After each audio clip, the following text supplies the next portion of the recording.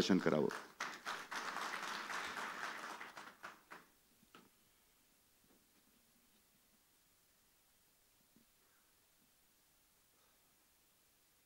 आजच्या या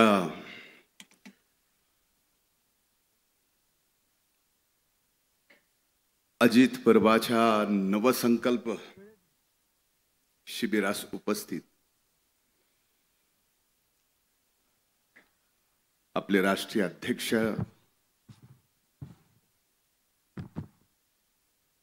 आदरणीय दादा, आदरणीय प्रफुल्लभाई पटेल साहेब, राज्याचे अध्यक्ष आदरणीय तटकरे साहेब, महिला आघाडीच्या अध्यक्षा माननीय रुपालीताई चाकणकर, इथं उपस्थित आदरणीय दिलीप वळसे पाटील साहेब, आदरणीय हसन मुश्रीफ साहेब, मंत्रिमंडळातील इथं उपस्थित सर्व आदरणीय सहकारी, विधिमंडळातील इथं उपस्थित सर्व सन्माननीय सहकारी, पक्षाच्या इथं उपस्थित सर्व सहकारी बंधू भगिनींनो आणि पक्षातील माझ्या इथं उपस्थित तरुण भावांनो, खऱ्या अर्थानं विधानसभेच्या निवडणुकीनंतर त्याच्या अगोदरही आपण अजित पर्व म्हणून पक्षासमोर एक दादांचा विश्वास महाराष्ट्राच्या जनतेसमोर ठेवला. विधानसभेच्या निवडणुका झाल्या. खऱ्या अर्थानं महाराष्ट्राच्या जनतेने दादांच्या नेतृत्वावर विश्वास ठेवला आणि आज विधानसभेमध्ये सत्तेत येऊन अजित पर्व पुन्हा चालू झालं आणि त्यासाठी आपल्याला नवा संकल्प घ्यावा लागतोय. तेही शिर्डीमध्ये ही एक आगळीवेगळी आपल्यासाठी आनंदाची पण गोष्ट आहे आणि नव्या जबाबदारीची पण ही गोष्ट आहे. मी रात्री प्रवासात येत असताना विचार करत होतो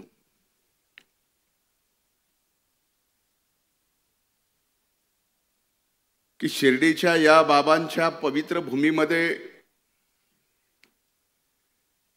ज्यांनी शिकवणच श्रद्धा आणि सबुरीची दिली आहे, आपल्या पक्षाने सुद्धा 17, 18, 19 तारखेला या बाबांच्या पवित्र भूमीमध्ये श्रद्धा आणि सबुरीची शिकवण देत असताना काही दिवस अगोदर भारतीय जनता पार्टीने सुद्धा त्यांचं राज्याचं अधिवेशन याच साईबाबांच्या पवित्र भूमीत ठेवलं. तिथं सुद्धा बाबांची तीच शिकवण होती, श्रद्धा आणि सबुरी. सांगायचा मुद्दा एवढाच आहे, महायुतीत सत्तेत आपण आहेत. सत्तेतल्या 2 पक्षांनी शिर्डीमध्ये बाबांच्या या पवित्र भूमीत जिथं श्रद्धा आणि सबुरी शिकवली जाते, तिथं सत्तेत आल्यानंतर पक्षावर निश्चिम श्रद्धा ठेवावी लागते आणि पक्षाच्या नेतृत्वात विश्वास ठेवून सबुरीची शिकवण सुद्धा अंगी घ्यावी लागते. कदाचित हेच कारण असू शकतं म्हणून या शिर्डीच्या बाबांच्या दरबारात आज राष्ट्रवादी काँग्रेस पार्टीचं अजित पर्व एक नवसंकल्प आपल्याला हाती घेण्यासाठी या शिबिरात बोलवलेला आहे. खरं तर मी अनेकदा दादांच्या बाबतीमध्ये, पक्षाच्या विचारांच्या बाबतीमध्ये मी बोलत आलेलो आहे. माझ्यापेक्षा अनेक मान्यवर राष्ट्रवादी काँग्रेस पक्षामध्ये मी या पक्षात यायच्या अगोदरपासून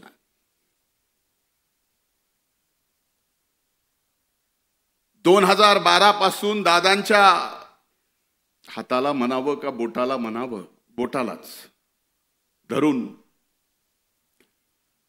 राष्ट्रवादी काँग्रेस पार्टीच्या दादांच्या पाठीमागे निघालो. त्यावेळेस भारतीय जनता पार्टीचा मी विधान परिषदेचा आमदार होतो.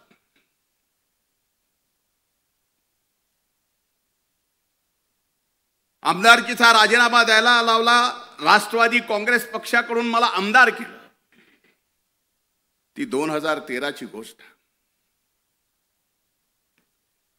2014ला महाराष्ट्रात विधानसभेच्या निवडणुका झाल्या आणि आपलं आघाडीचं त्यावेळेसचं सरकार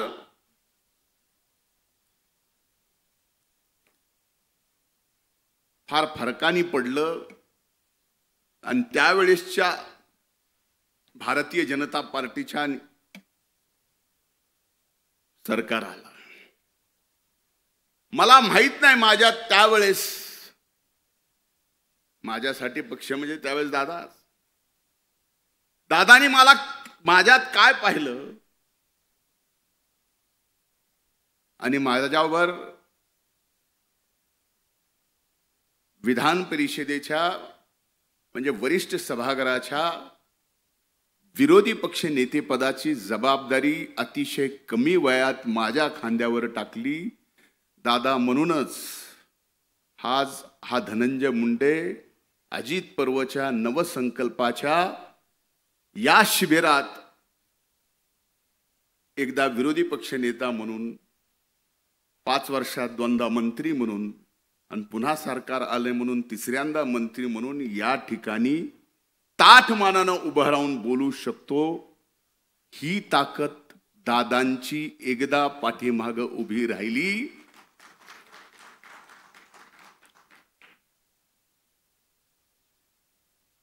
आता सूरज बोलत बोलत म्हणला की 1-1.5 महिना झालं टीव्हीवर मी, म्हणजे मी म्हणण्यापेक्षा जिल्हा आहे, मी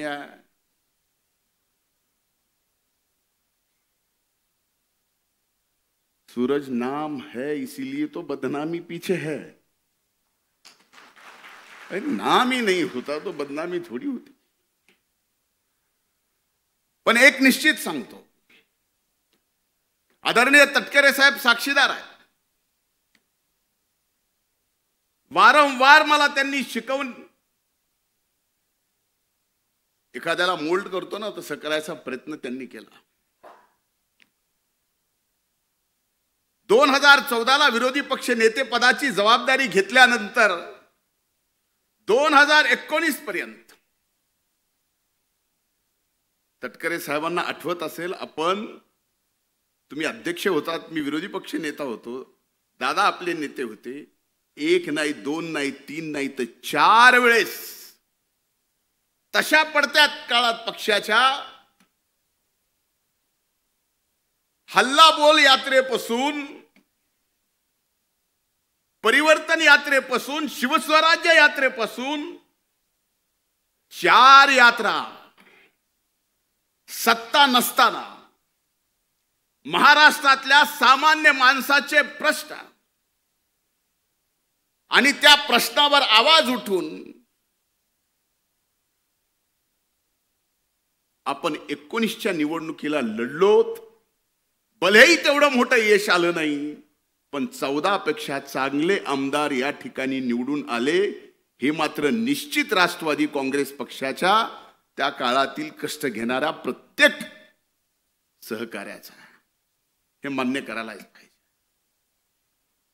आता 19 नंतरचा पुढचा काळ तसा सांगणं कितपत योग्य आहे, पण सांगितला गेला पाहिजे.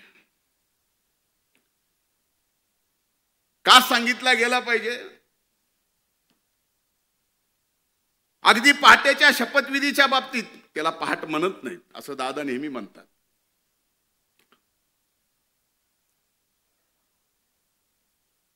पण कदाचित त्याच्या शपथविधीच्या अगोदर साहेब आपण पण साक्षीदार आहे. मी दादांना विनंती केली होती. आज स्पष्टपणाने बोलतो, कधीही बोललो नाही, कारण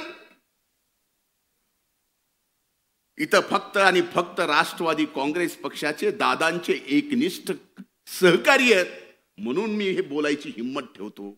त्यावेळेस मी म्हणलं होतं दादांना, तटकरे साहेब आपण साक्षीदार असाल तर हो म्हणा, शपथ घेऊ नका. का म्हणलो होतो? काही गोष्टी कळाल्या होत्या, त्या नम्रपणे दादांच्या पायी माझं डोकं ठेवून जे तटकरे साहेबांनी बघितलं की म्हणलं दादा आपला घात होतोय. दादानी माझ्या डोक्यावर हात ठेवून म्हणले असला घातभीत काय होत नसतो, पण शेवटी व्हायचं ते झालंच. त्यावेळेसपासून आपल्या या दादांना विलन आणि खलनायक ठरवायचं षडयंत्र त्यावेळेस पासून चालू होतं. आज हे मी बोललो तर कुणाला कदाचित माहित नाही मधल्या काळात, पण ही वस्तुस्थिती आहे. वारंवार या महाराष्ट्रात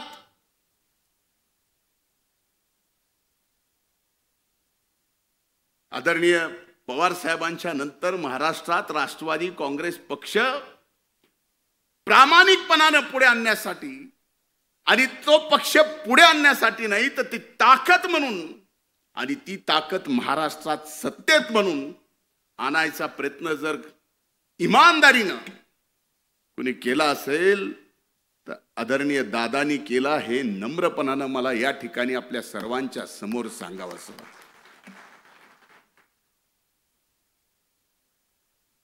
आता पहाट होती त्यामुळे त्या शपथविधीला मला येता आलं नाही, कारण पहाटेचं आपलं तसं जमत नाही. पण घेणं एक ना घेणं दोन, शिक्षा मात्र मला झाली. ही मान्य करता का नाही? माग कुणी जरी हो म्हणत नसलं तर माग शेखर भाऊ हो म्हणतायत.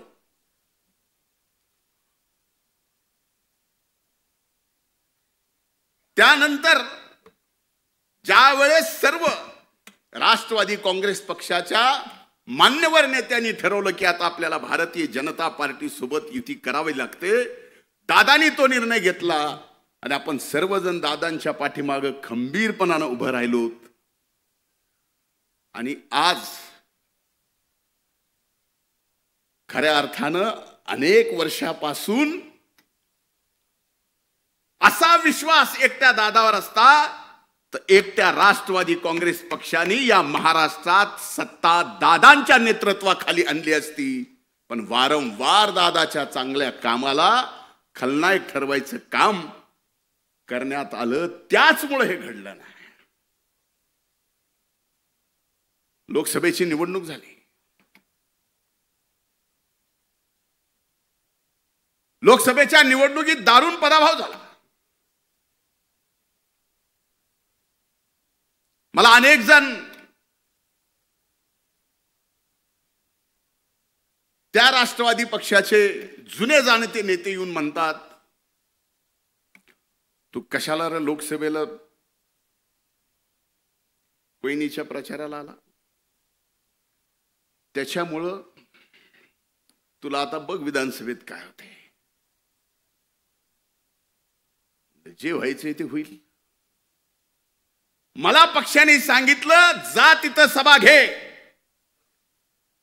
सभा घेतल्यानंतर त्याचा परिणाम माझ्यावर काय होईल याचा विचार करणारा एवढ्या हलक्या काळजाचा मी राष्ट्रवादीचा दादाचा कार्यकर्ता नाही.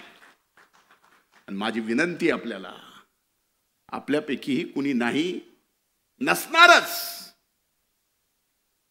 पण हो, हे सगळं केल्यानंतर त्याची किंमत मोजावी लागते.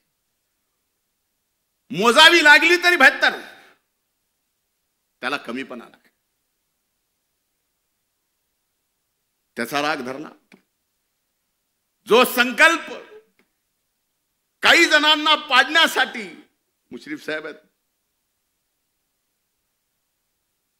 आदिती माया,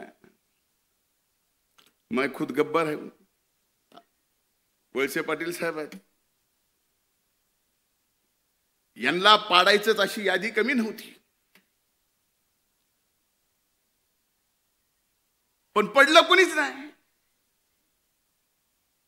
तुम्ही लाखभर मतांना आलात, मी जरा जास्त मतांना आलो म्हणून मला भोगावं लागायला की काय असं मला वाटायला लागले.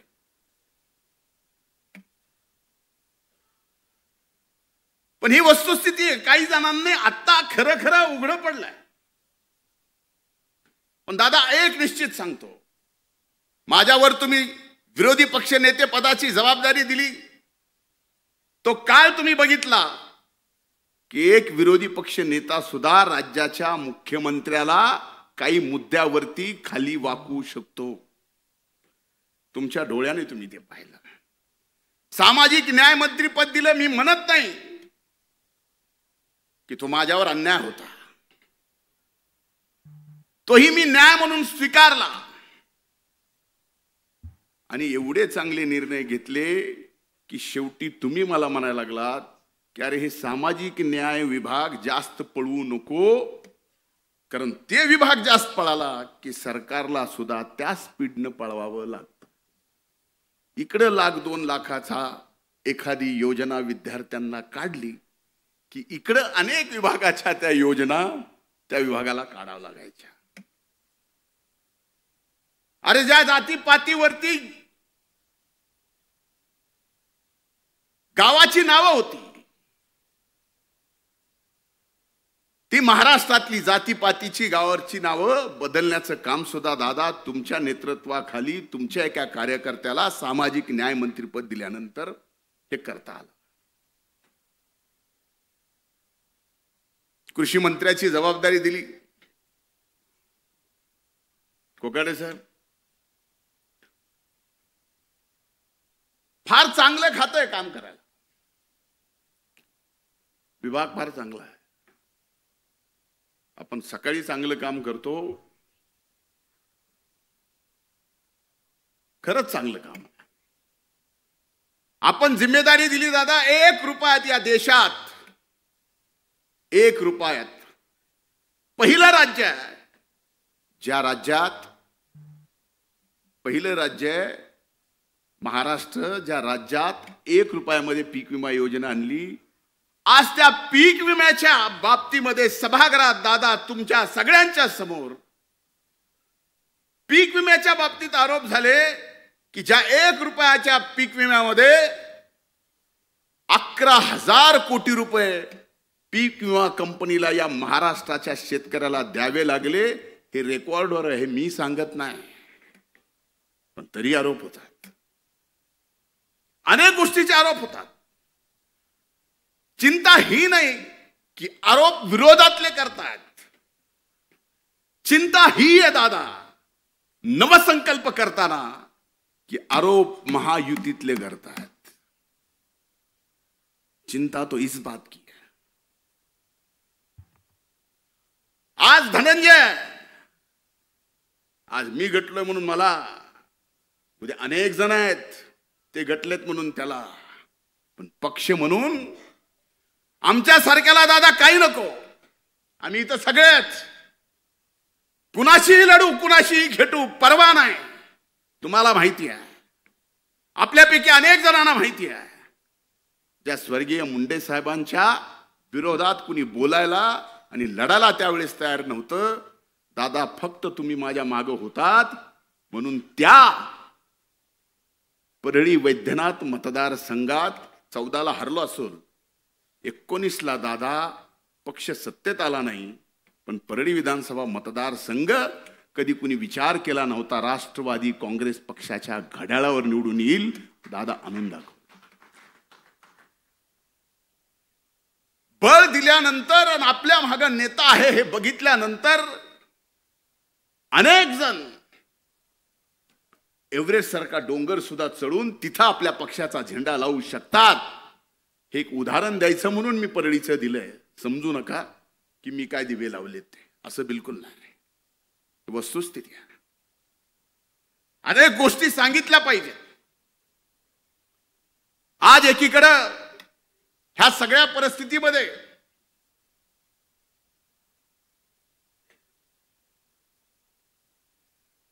दादानी ऐकावं म्हणून मी थांबलोय. एक नक्की आहे, शिर्डीच्या साईबाबांच्या साक्षीनं सांगतो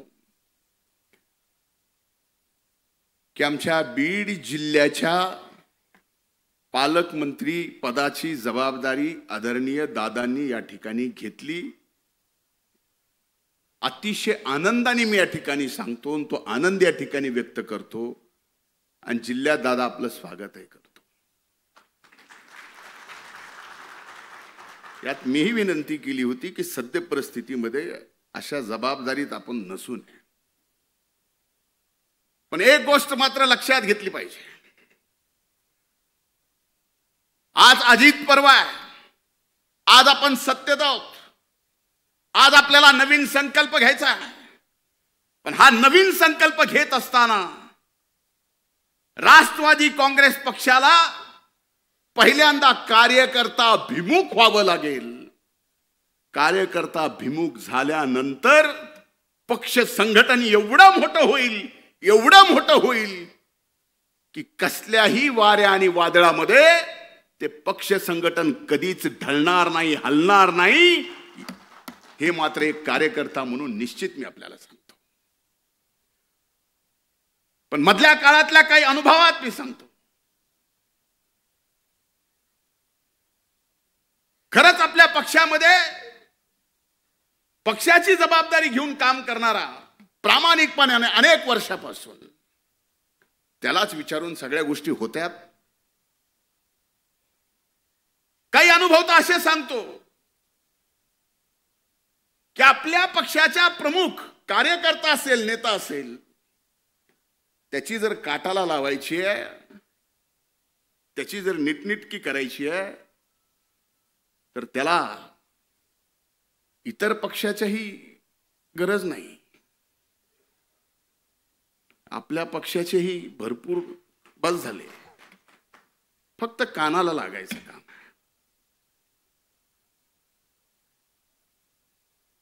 यानी काय होणार आहे? जे दादा तुमच्यासारख्या एका नेत्याने माझ्यासारखा कार्यकर्ता घडवला, भले आज लोक मला नेता समजत असतील, पण माझ्यातला कार्यकर्ता मी मरेल, पण माझ्यातला कार्यकर्ता मी कधीच मरू देणार नाही. त्यावेळेसच नेता जिवंत असतो. त्याच्यातला कार्यकर्ता मेला त्यावेळेस नेता संपला, पक्ष संपला. आणि माझ्यातला कार्यकर्ता मी कधीच मरू देणार. आज अनेक जण लोकसभेच्या प्रचाराचा मी विषय बोलत नाही, पण विधानसभेच्या प्रचारात मला सगळीकडून घेरला असताना मला अभिमन्यू करायचा प्रयत्न केला होता. पण विधानसभेच्या अगोदरच मी सांगितलं होतं की मी अभिमन्यू नाही, मी धनंजय आहे. पण आपल्यापैकी अनेक जण आहेत की हे काम करत असताना सुद्धा आपल्या सगळ्यांच्या प्रचाराला मी इमानदारीने आलो आणि जेवढं कठोर ज्या पद्धतीने बोलायचं, कोकाटे साहेब आपणही इथं आहात, अनेक जण आहेत. बाबासाहेब पाटील फॉर्म भरायच्या दिवसात लामटे साहेबांच्या गेलो. अगदी उद्या मतदान आहे आदल्या दिवशी इथं विजयराजे पंडित साहेब असतील, त्यांच्यासाठी गाव टू गाव फिरलो. मी माझ्या मतदारसंघात फक्त 5 गावात गेलो होतो. मग ह्या अशा काम करणारा, फक्त नावाला नेता पण काम करणारा माझ्यासारखा कार्यकर्ता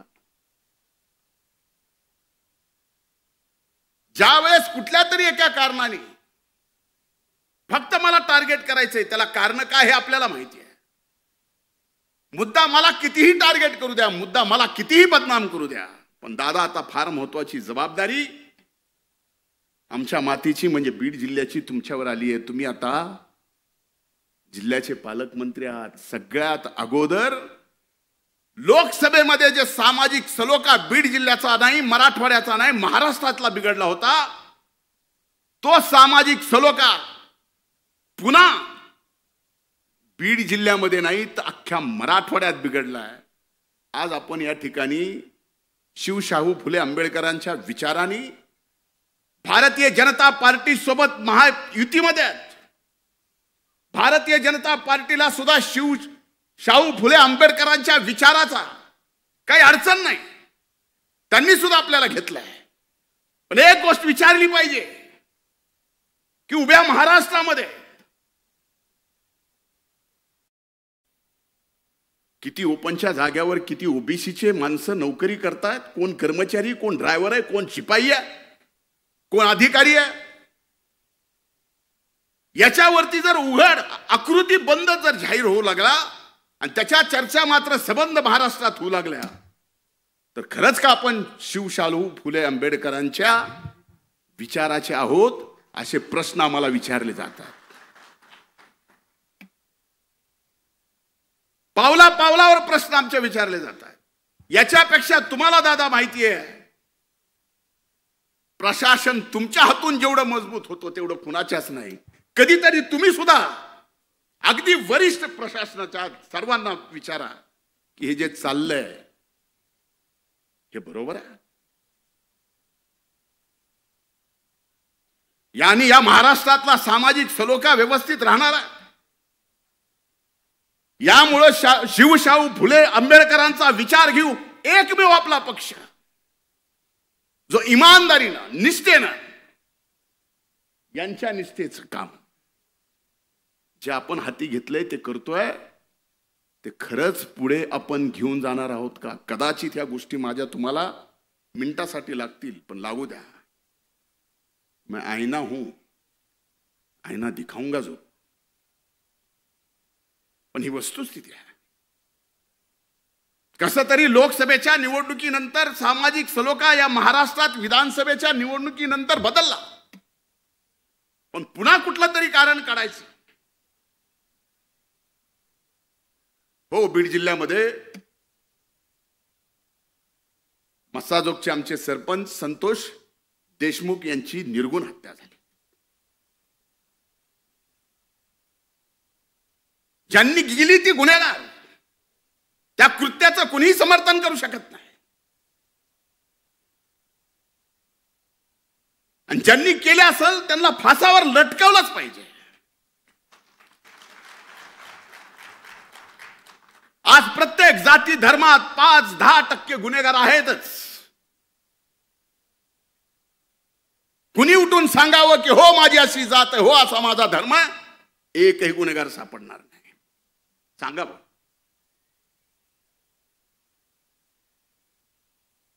पण त्या 5-8 गुन्हेगारांच्या मुळे उभ्या महाराष्ट्रामध्ये जर मीडिया ट्रायल होत असेल एका जातीचे ओबीसीचं तर लोक आता एवढे राहिले नाही.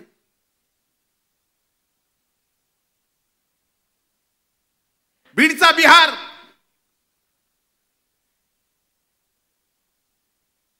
परळीत तालिबान. आम्हाला दुःख होत नाही. आमचा बीडचा बिहार अर्ध्याच्या वर 6 महिने ऊस तोडायला तुमच्याकडे असतो.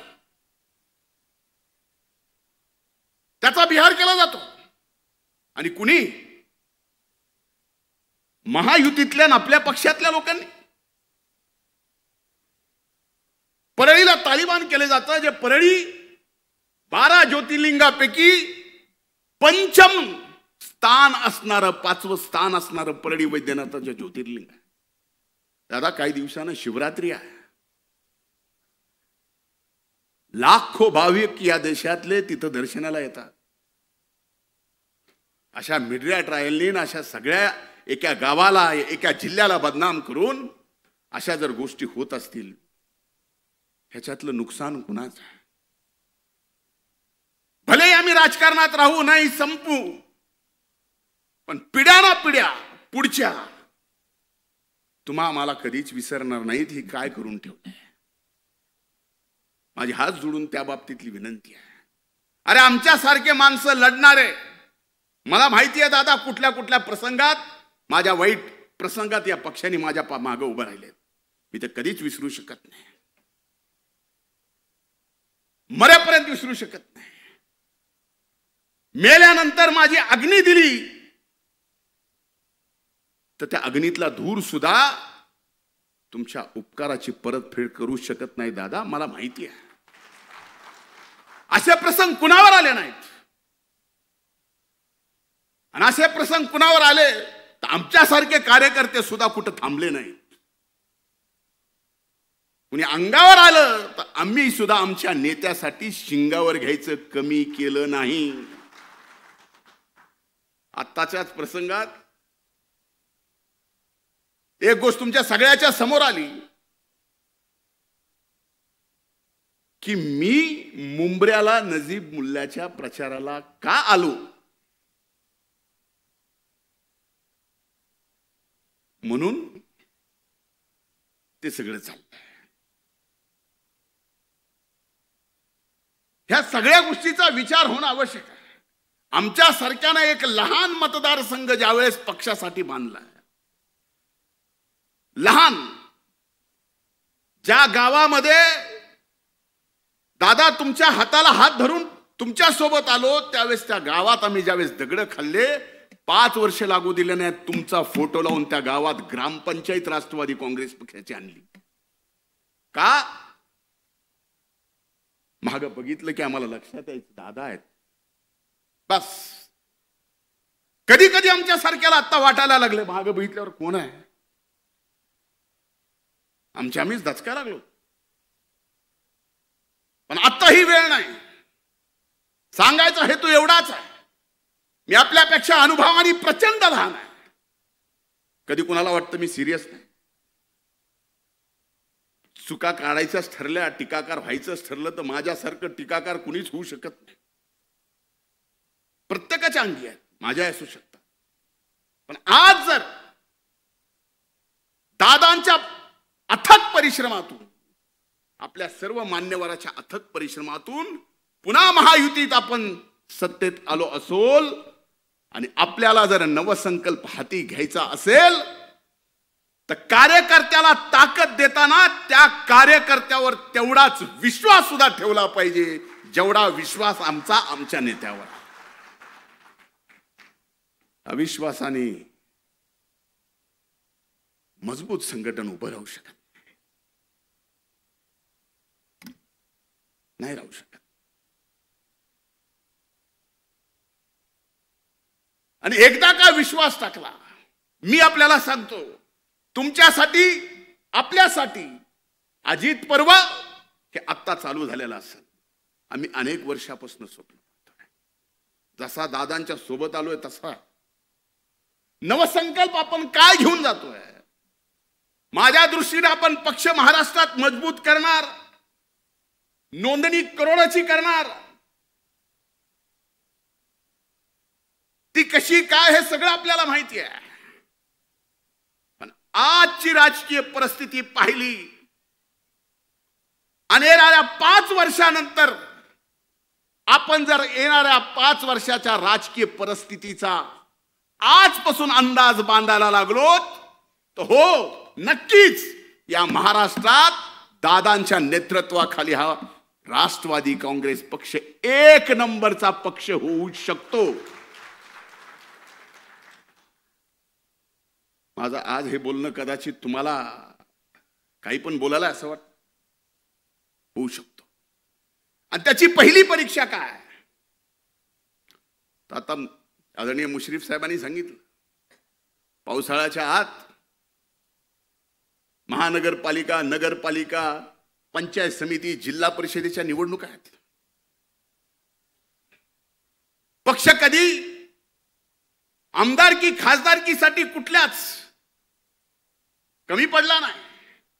पण आज पक्षाच्या वतीनं मी आपल्याला सांगतो की या नगरपालिकेच्या, महानगरपालिकेच्या, पंचायत समितीच्या, जिल्हा परिषदेच्या तुमच्या निवडणुकीला सुद्धा हा पक्ष कुठंच कसाच कसल्याच अर्थानं कमी पडणार नाही. पण आपल्याला जिंकायचंय हा नवसंकल्प आहे पहिला. आणि ह्याच्यात आपली ताकद दिसली तर पुढे बघा सर्व गोष्टी. मला इशारा आला, इशारा एक ही जन मुझे दे सकता है,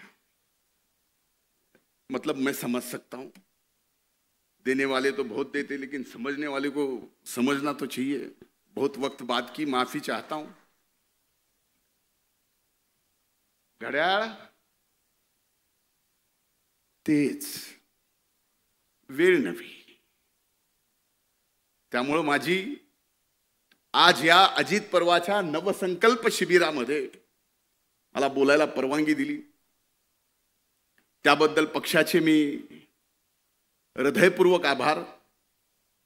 आणि दादा एक शब्द देतो पक्षासाठी, मी एक निष्ठावंत कार्यकर्ता आहे. माझी जडणघडण कार्यकर्त्यातून झालेली आहे. उद्या तुम्ही माझ्यासारख्यावर पौंडेचेरीचा जरी जबाबदारी दिली ना तरी तिथं जाऊन पूर्ण वेळ काम करायची तयारी माझ्यासारख्याची आहे. त्याच्या बाबतीत काही म्हणजे मी काही जरी म्हणत असलो तर ही वस्तुस्थिती, कारण हे मी डोळ्यात डोळे घालून आपल्या पक्षाच्या सर्वांच्या समोर बोलतोय आणि ही जबाबदारी आपण सगळ्यांनी घेतली पाहिजे. मी उदाहरणानं म्हणजे 2 मिनिट हसावं म्हणून, पण आपल्या जे शक्तिस्थळ आहेत ते आणखीन मजबूत करायची वेळ आहे. हेच खरा अजित पर्व आहे, हेच खरा नवीन संकल्प आहे. खूप खूप धन्यवाद. जय हिंद, जय महाराष्ट्र, जय राष्ट्रवादी.